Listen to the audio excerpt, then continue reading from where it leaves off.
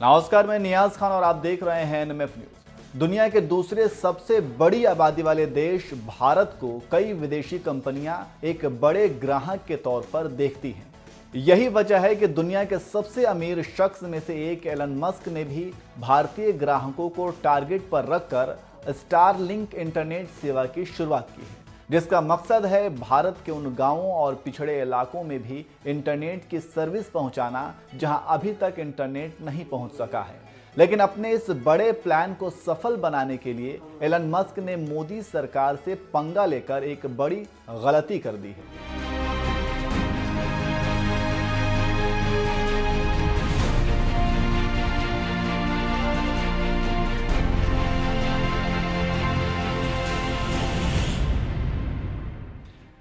दरअसल भारत को लेकर एलन मस्क की एक बड़ी योजना है। सैटेलाइट आधारित उनकी कंपनी स्टारलिंक इंटरनेट सर्विस से 2 लाख भारतीय ग्राहकों को जोड़ने के लक्ष्य पर काम कर रही है। इसके लिए कंपनी ने इतना आसान प्रोसेस दिया है कि अगर कोई स्टारलिंक सर्विस की सैटेलाइट इंटरनेट सेवा को सब्सक्राइब करना चाहे तो यह सुविधा कंपनी के आधिकारिक वेबसाइट पर दी जा रही है। भारत का कोई भी यूजर इस सेवा का फायदा उठा सकता है। कंपनी के इसी रवैये को लेकर मोदी सरकार बेहद खफा है। Department of telecommunication, ministry of communication और भारत सरकार तीनों ने एलन मस्क की कंपनी को लेकर ऐतराज जताया है। इन सरकारी विभागों का कहना है कि अभी तक कंपनी के भारत में सर्विस देने के लिए किसी तरह का लाइसेंस नहीं मिला है। यही वजह है कि इसी हफ्ते शुक्रवार को सरकार की ओर से बयान भी जारी किया गया है कि एलन मस्क की इस कंपनी को भारत में सैटेलाइट इंटरनेट के लिए अभी तक लाइसेंस जारी नहीं किया गया है। ऐसे में लोगों से अपील है कि वे इसकी सेवाओं के सब्सक्रिप्शन ना खरीदें। डिपार्टमेंट ऑफ टेलीकॉम ने स्टारलिंक को रेगुलेटरी फ्रेमवर्क के तहत जरूरी मंजूरी लेने को कहा है।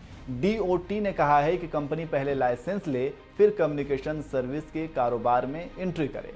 यानी सरकार का साफ साफ कहना है कि एलन मस्क की कंपनी स्टारलिंक इंटरनेट सर्विस से फिलहाल तो आप दूरी बना लीजिए, यही बेहतर होगा, क्योंकि इस कंपनी को भारत में सेवा देने के लिए सरकार की ओर से कोई मंजूरी नहीं मिली है। ऐसे में अगर आप स्टारलिंक का सब्सक्रिप्शन लेते हैं तो बड़ी मुसीबत का सामना भी करना पड़ सकता है। आपको बता दें कि एक तरफ जहां मोदी सरकार मेक इन इंडिया पर जोर दे रहे हैं, तो वहीं एलन मस्क की विदेशी कंपनी स्टारलिंक कंपनी सीधे तौर पर मुकेश अंबानी की भारतीय कंपनी रिलायंस इंडस्ट्रीज को टक्कर दे रही है। इसके अलावा वोडाफोन आइडिया और एयरटेल भी इस बिजनेस में है। वोडा, रिलायंस और एयरटेल मोबाइल ब्रॉडबैंड सर्विस में है, जबकि अपने कोर ग्रुप में एलन मस्क की कंपनी का सीधा मुकाबला भारतीय एयरटेल ग्रुप की कंपनी वन वेब से है। क्या है Starlink internet service? Space x के मुताबिक Starlink internet high speed broadband है, जिसे इस्तेमाल में लाने के लिए कंपनी की तरफ से किट दी जाती है। साल 2021 में स्टारलिंक का काम पूरी दुनिया में फैलने की उम्मीद है। इसकी स्पीड 50 Mbps से लेकर 150 Mbps तक हो सकती है। इसे ऑर्डर करने का पूरा काम ऑनलाइन रखा गया है।